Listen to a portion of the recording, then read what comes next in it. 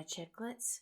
Welcome to day 3 of our Mayflowers event, Lilies of the Inca, Mutual Support. As always, information in the description. Janus was just planning on getting some food from the Lightside's kitchen.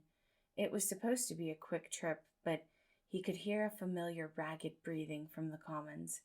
It was a sound he used to know, and a sound that immediately made him want to help. He didn't have that right anymore. Not after the fight, not after Virgil left. Janus curled and uncurled his fingers until a thought came to him, and he quickly shifted into Patton's appearance. Even if he didn't have the right to help, he wouldn't abandon Virgil.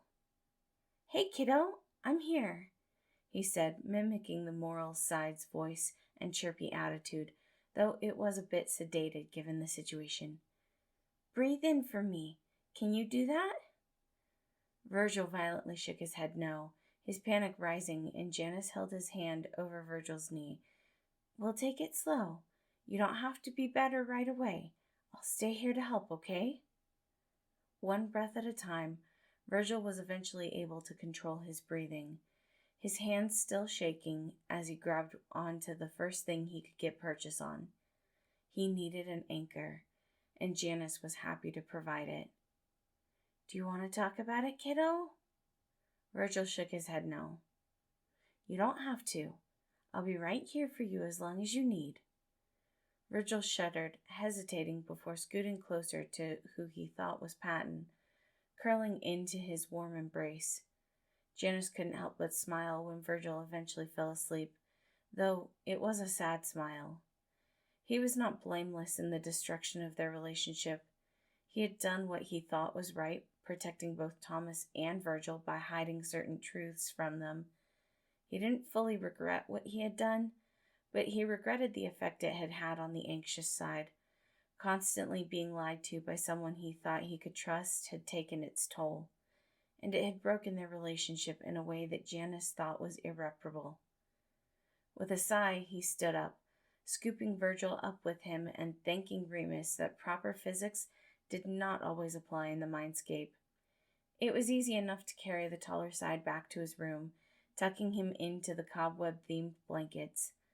He wanted to stay, make sure that no nightmares could plague someone he still thought of as family, but he had lost that right years ago. Gently, Janus ran a hand through Virgil's hair as he shifted back into his own form. "Sleep well, my little spider." He then slid out of the room and back towards his own. That would not be the last time he took on Patton's appearance to help Virgil. It was supposed to be only for larger issues, panic attacks, spirals, and other things he shouldn't have to face alone. But Janus got addicted to the feeling. He started to shift more often just to help with a puzzle or get him something from the kitchen. It was nice feeling wanted. On the other hand, he was growing to hate himself. He was lying to Virgil once again, doing a thing that Virgil hated.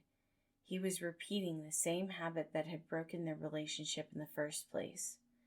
He knew he needed to back off before Virgil got too suspicious. It was probably a good time to isolate himself anyway. He could cut himself off completely while he hid out in his room. His shed was about to start, and he never felt like himself during those times. Janus locked the door, closing his eyes as he took in a deep breath. He could already feel his body itching under his skin, and he fought the urge to scratch at it. He rubbed the back of his neck. This isn't going to be a torturous week at all. Even alone in his room, sarcasm came too easily for him. He had prepared the best he could. All that was left was waiting.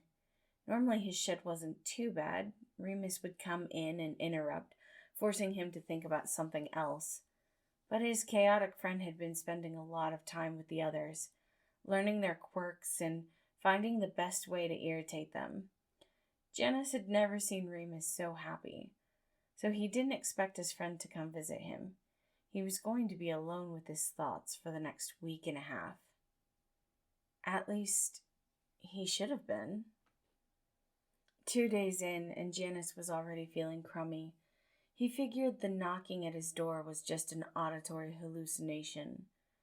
Then it happened again. He pushed himself up out of bed, confusion written in his tight brows as he shuffled over to the door. Virgil? What was anxiety doing at his door, and why was his foot bouncing up and down as if he was concerned? Yeah, that's what I thought. He shoved his way in, and if Janus were in a better state, he would have made some snarky comment. What? You're shedding, and you're doing that thing where you try and take care of it alone? Well, yes, you always get grumpy, and it takes twice as long when you do it alone. Janus watched him, mouth agape in half-formed words that never came. What? Just because I'm still mad at you doesn't mean I can't help. Right. Thank you. Yeah, whatever. Then thank you for helping me with my anxiety attacks or whatever. He had to fight back a blush of embarrassment when he realized he had been caught. I don't know what you mean. Yeah, your shit also makes you a shit liar. Patton doesn't remember helping me, and he wouldn't lie intentionally, which means you were pretending to be Patton. Just because I'm not as smart as you or Logan doesn't mean I'm not observant. I am anxiety after all. I just didn't think you would want my help. I didn't, but I don't know. It was nice to have it. Look, I'm not ready for some sentimental conversation or heart-to-heart, but we can, mutually support each other without it being awkward, okay?